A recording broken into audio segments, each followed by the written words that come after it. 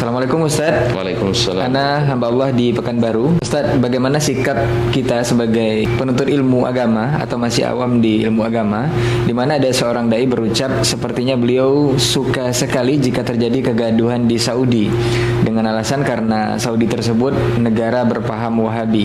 Mohon pencerahannya Ustadz. Syukran. Pertama, kita berdoa kepada Allah. Mudah-mudahan Allah membersihkan hati kita, mencabut rasa iri dan dengki dari arah kita.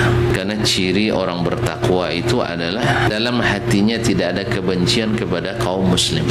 La yu'minu ahadukum hatta yuhibba li akhihi ma yuhibbu li nafsihi.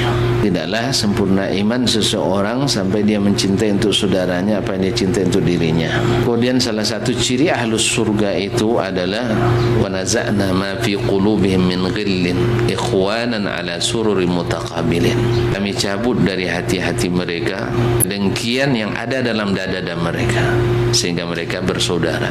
Nah, kalau ada yang membenci Arab Saudi misalnya karena dengan alasan negeri itu Wahabi, ini adalah suatu yang ironi, sesuatu yang sangat tidak patut, apalagi kalau terjadi dari seorang yang dianggap sebagai ulama, seorang kiai, seorang ustadz, orang tokoh. Kenapa? Kalau bahasa kitanya, biarlah pecah di perut tapi jangan pecah di mulut. Karena kalau sudah pecah di mulut, ini sifatnya memprovokasi. Antum silahkan membenci orang yang antum tidak setujui, tetapi selama mereka orang Islam, masih ada hak antum untuk mendoakan kebaikan untuknya, masih ada hak antum untuk mencintainya, walaupun dalam banyak masalah antum tidak bersetuju dengannya. Seperti kata Imam Asy-Syafi'i rahimahullah, yang sering kita menisbatkan diri kepadanya, bahwa kita adalah pengikut Imam Asy-Syafi'i, pengikut Imam Asy-Syafi'i. Ternyata akhlak Syafi'i jauh dari kita.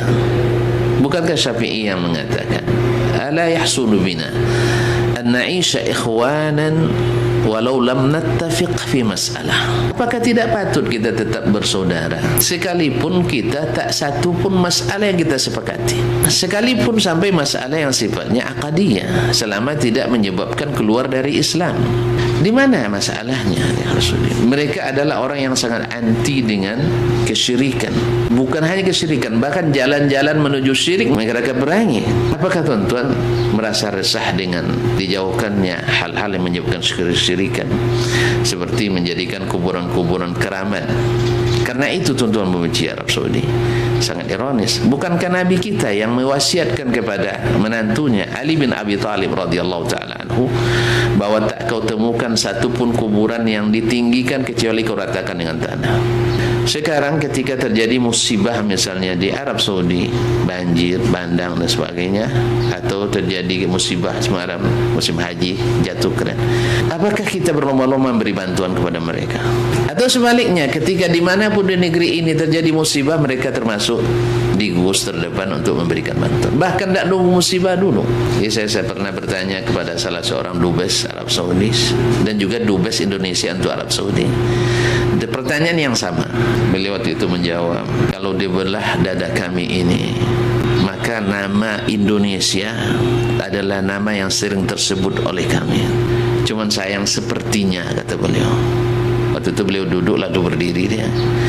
Cinta bertepuk sebelah tangan nampaknya. Kami mencintai rakyat Indonesia ini dengan sepenuhnya. Walaupun kami tahu tidak sedikit dari saudara kami di Indonesia ini dalam tanda petik memusuhi kami dengan sebutan-sebutan bahwa kami orang Wahabi dan sebagainya, tetapi itu tak berpengaruh kepada kami, karena kami tahu mereka belum mengenal kami dengan sesungguhnya. Setiap yang membenci itu pasti belum mengenal, maka tak kenal maka tak sayang. Kenal, saya pastikan itu dari orang yang tidak senang.